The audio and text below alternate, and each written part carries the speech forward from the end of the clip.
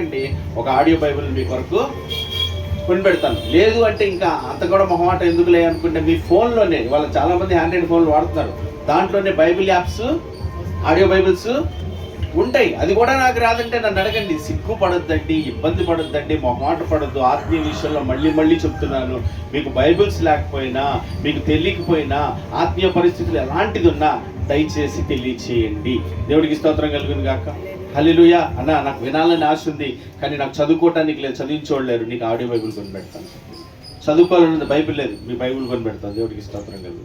ఏ విషయంలో నా ఆత్మీయత అన్న నాకు ఇది తెలియట్లేదు, ఈ విషయాలే కాదండి, బయట ఏ విషయాలైనా మీకు తెలియపోయినా సరే అడగండి. దేవుడు కృపణుడు సహోదరుని ఇచ్చాడు కాబట్టి దైవజ్ఞానాన్ని బట్టి మనం అడిగి తెలుసుకుందాం. మనకు తెలిసిందంటూ చక్కగా నేర్చుకుని ముందుకు వెళ్ళి ప్రయత్నించద్దు. అంతేగాని మాకు తెలిసింది, నాకు వచ్చింది, నాకు ఇదే తెలుసు, నేను ఎట్లాగా ఉంటాననేటువంటి మూర్ఖమైన స్వభావంతో మాత్రం నేను కానీ మీరు కానీ ఎవరు వెళ్ళనే కూడదని దేవుడు నిన్ను నన్ను ప్రేమించి హెచ్చరించి చెప్తున్నట్టు మాట.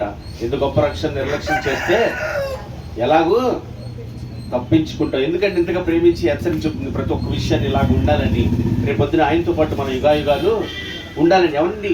ఎవరైతే ఆ గుణ లక్షణాలు కలిగి ఉంటారో వాళ్ళు మాత్రమే రేపొద్దున ఉంటారు.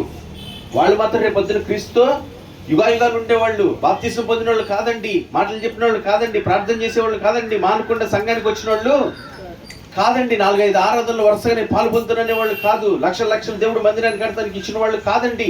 ఎవరుంటారు తెలుసా?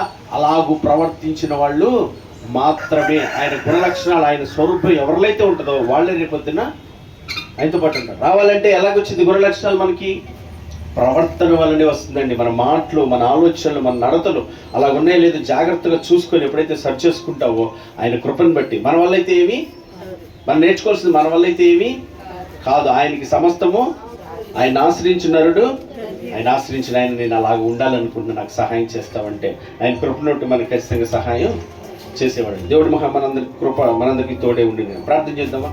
ఏకీభిద్దామా? 2 విషయాలు చెప్పబడిన మాటలు మన హృదయంలో జ్ఞానం చేసుకొని ప్రార్థన చేద్దాం. కళ్ళు మూసుకుని చలిపరిగా ప్రార్థన చేస్తాం.